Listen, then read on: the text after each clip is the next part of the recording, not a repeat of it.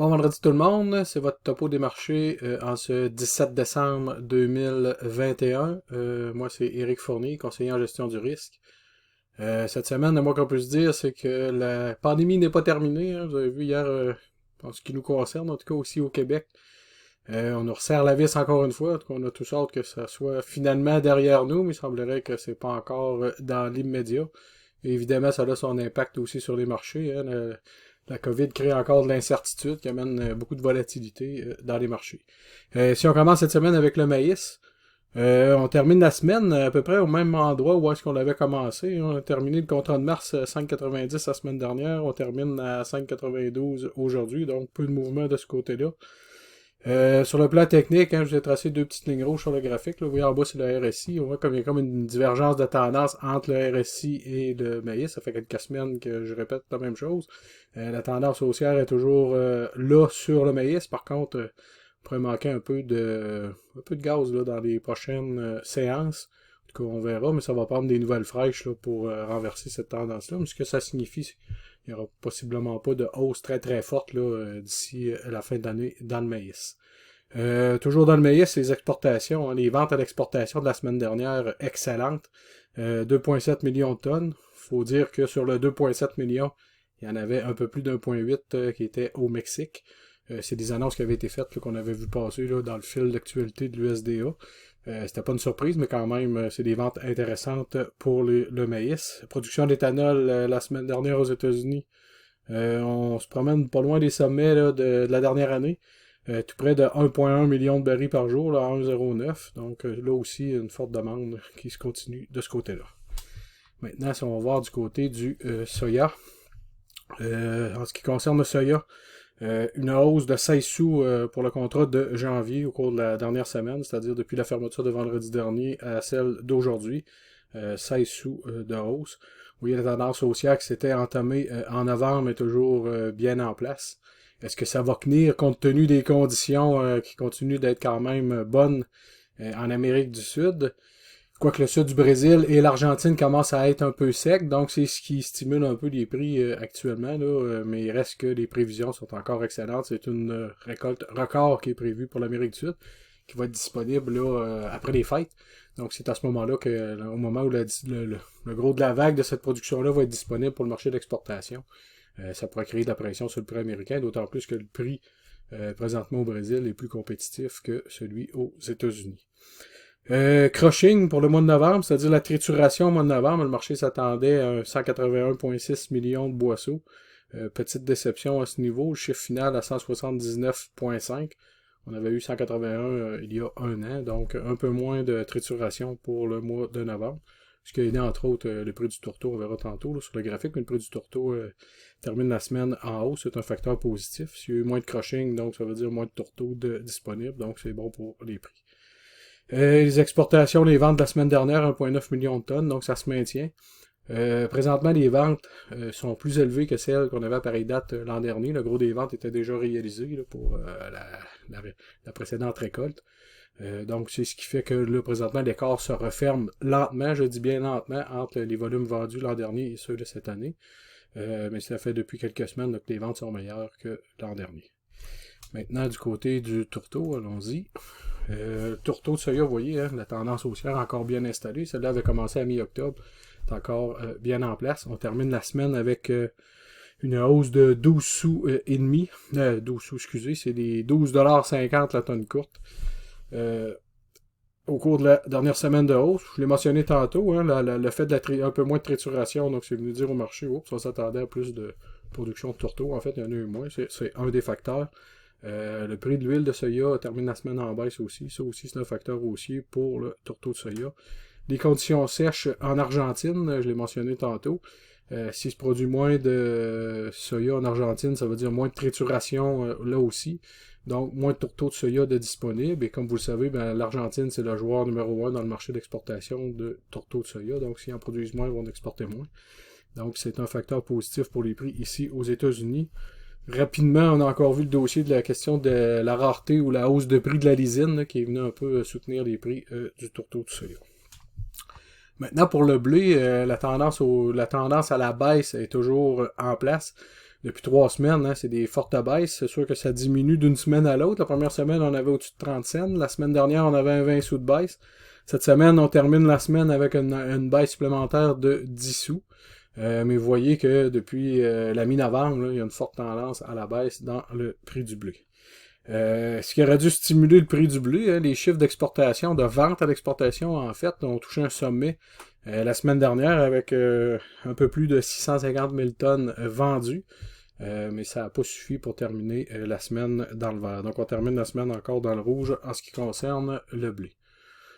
Au niveau du porc, beaucoup de mouvements en cours de semaine, mais qui finalement nous ramènent à peu près où est-ce qu'on était. Le contrat de février, 80,75 sous. 80 cents, 80,75, excusez.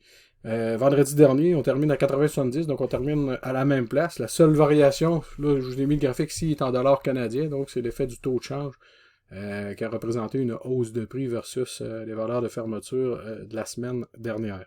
Au niveau du contrat de juin, hein, c'est le même constat.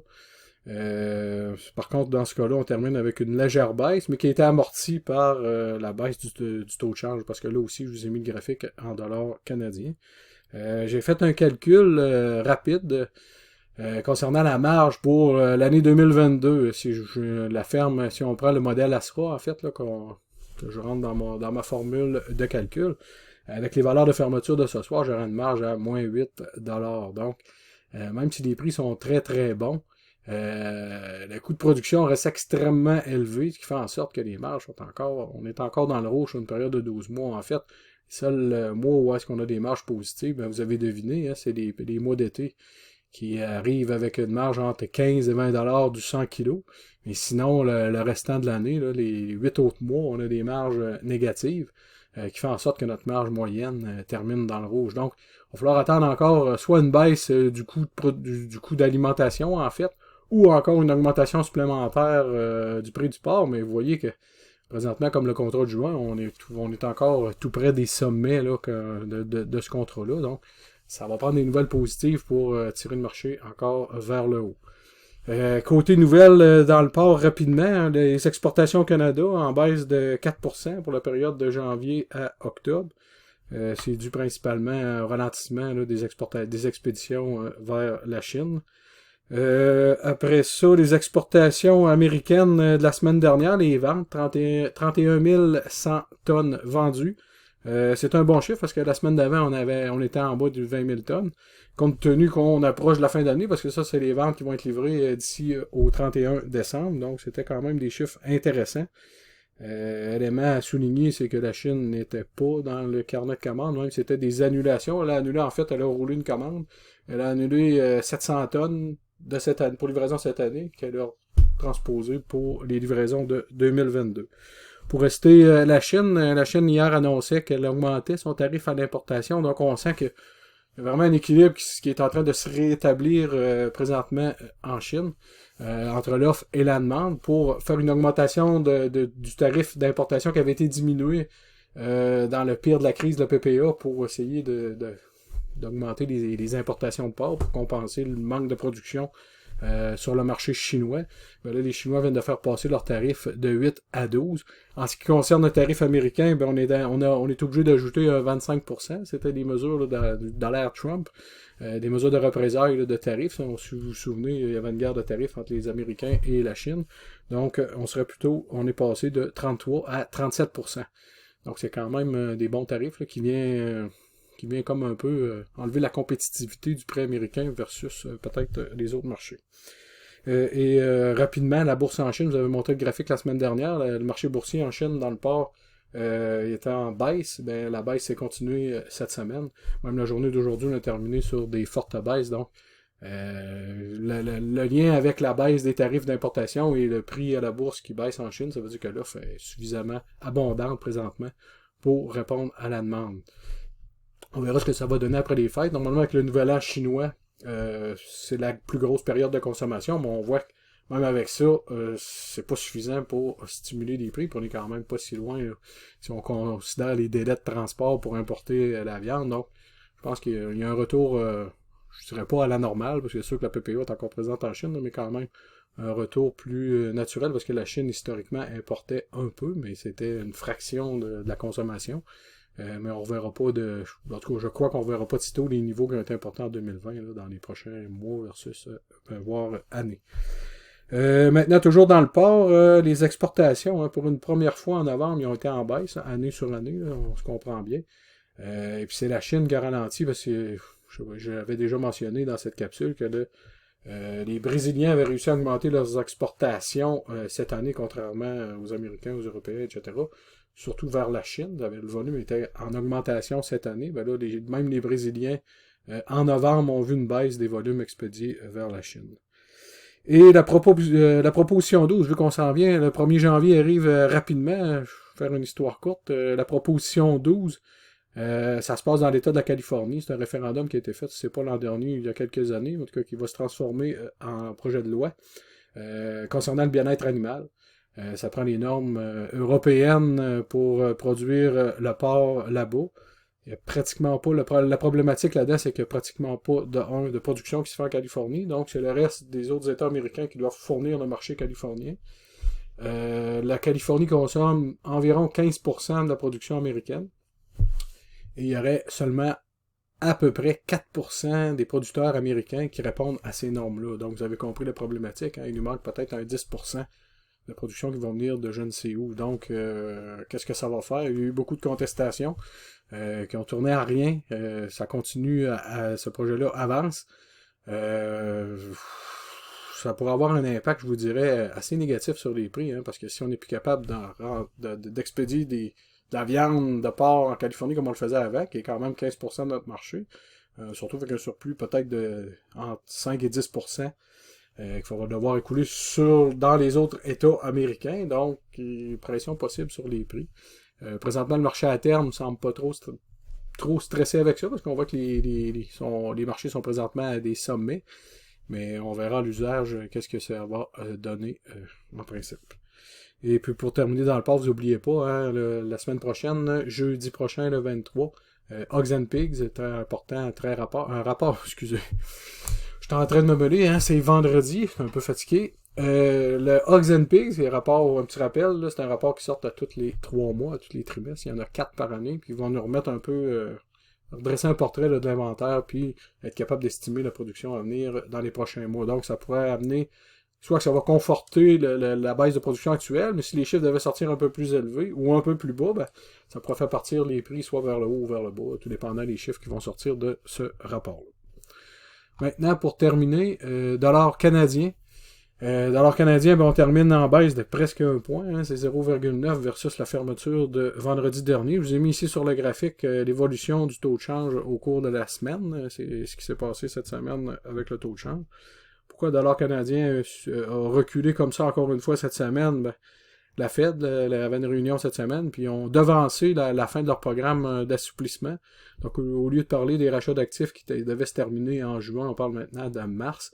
Donc, les hausses de taux, on parle de hausses de 2 à 3 hausses de taux présentement pour 2022, alors qu'il y a quelques temps, s'il y en a une, ça va être à la fin de l'année 2022.